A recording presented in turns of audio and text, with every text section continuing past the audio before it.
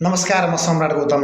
जनै पूर्णिमा एकदम निकटतम आइरहेको छ, तर नदीमा गएर स्नान गर्ने उपाकर्म विधि अथवा श्रावणी स्नान गर्ने विधिको बारेमा जानकारी छैन, अथवा यदि पुस्तक प्राप्त गर्न सकिरहनु भएको छैन भने हजुरको लागि एउटा खुसीको खबर छ, किनकि श्रावणी स्नान उपाकर्म विधिको एप्लिकेसन प्रकाशित भइसकेको छ। आउनुहोस्, म तपाईँहरूलाई देखाउनेछु एप्लिकेसन जस्ताको तस्तै। सुरुमा मोबाइलको प्ले स्टोरमा जानुपर्नेछ।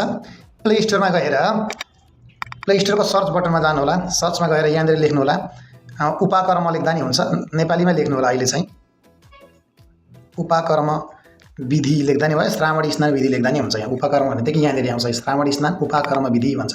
मैले चाहिँ अगाडि नै यसलाई इन्स्टल गरिसकेको छु। इन्स्टल गर्नु होला। ओपन गरिसकेपछि यहाँ देखाउँछ। अब यसको आयो, जब एप ओपन हुन्छ, ओपन भइसकेपछि विषय सूची आउँछ।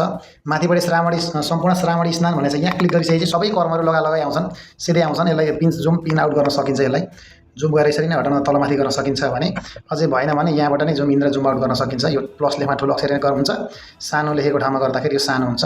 अटो स्क्रोलको सुविधा छ, प्लस गर्दा स्पिड बढ्दै जान्छ, माइनस गर्दा स्पिड घट्दै जान्छ। यो भयो। तर होइन, मलाई अरू नै कर्म चाहिएको छ। जस्तै उपाकर्म कदा भवति भनेर चाहिँ यहाँनिर अलिकति शास्त्रका निर्णय र यो सालको पात्रको निर्णयको बारेमा पनि यहाँनिर राखिएको छ।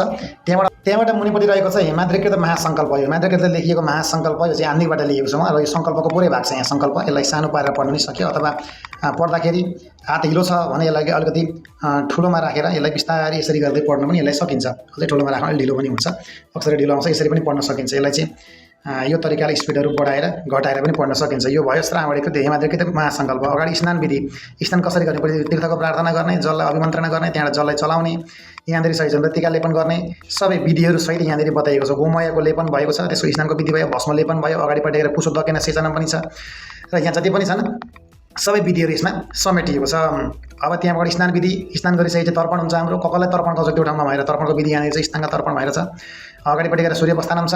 अब हजुरहरूलाई फेरि ब्याक आउनु परेन भने जस्तै यहाँ 5 सूर्य प्रस्थान छ भने यो बटनमा क्लिक गरिसकेपछि 6 को निस्किहाल्छ है त। यसरी अगाडि पछाडि पनि यसलाई गर्न मिल्छ। यहाँ अगाडि पछाडि गर्न मिल्छ। यसरी 5 भयो। हामी सूर्य प्रस्थानमा छौँ। अगाडि सूर्य प्रस्थान भयो। त्यहाँ यज्ञ पवित्र निर्माण विधि, जनै कसरी बनाउने, यसको विधि के हो यहाँनिर उल्लेख गरिएको छ। यज्ञ पवित्र जनै निमन्त्रणा गर्ने कसरी, यो 7 नम्बर छ। यहाँ 7 देखि 1 सम्म चाहिँ हो यज्ञ पवित्रलाई अभिमन्त्रण गर्ने सही विधिहरू छ। सप्तधान्यति कार्यका सङ्ग्रह भनेको सप्तधान्यहरू के हुन् भनेर यहाँनिर बताइएको छ। केलाई पञ्चरत्न केलाई भन्छ, पञ्चरत्नहरू के भए, छालाहरू के भए, पञ्चपल्लव के भए, यिनीहरू सबै थोक यहाँनिर लेखिएको छ। अगाडि गएर स्वस्ति वाचन छ। हाम्रो स्वस्ति वाचन भइहाल्यो। आनो भद्रदेखि लिएर यसलाई यसरी पनि पढ्न सक्यो। आँखा देखिने खण्डमा, नदेखिने खण्डमा यसलाई जुम गरेर पढ्न मिल्छ। स्वस्ति वाचन भयो। त्यहाँबाट अगाडि प्रतिज्ञा सङ्कल्प भयो, दीपक कलश गणेश पूजन, रक्षाबन्धन, ऋषि प्रतिष्ठा र पूजन, तन्त्र देवता पूजन, ग्रन्थदेवा आह्वान, ऋषि तर्पणम, वंशानम ब्रुवणम। यो मुख्य कुरो यो आन्निकबाट लिएको छ। वंशानम ब्रुवणम यसलाई हामी पिन जुम दुईवटा औँलाले जुम गर्न नि सक्छौँ। ऋषि तर्पण भयो। स्व प्रवराण विसर्जन, आफ्ना प्रवरहरूको विसर्जन गरिदिने। कृतकृत ऋषि श्राद्धम, यहाँ श्राद्ध गर्ने थोरै विधि पनि बताइएको छ।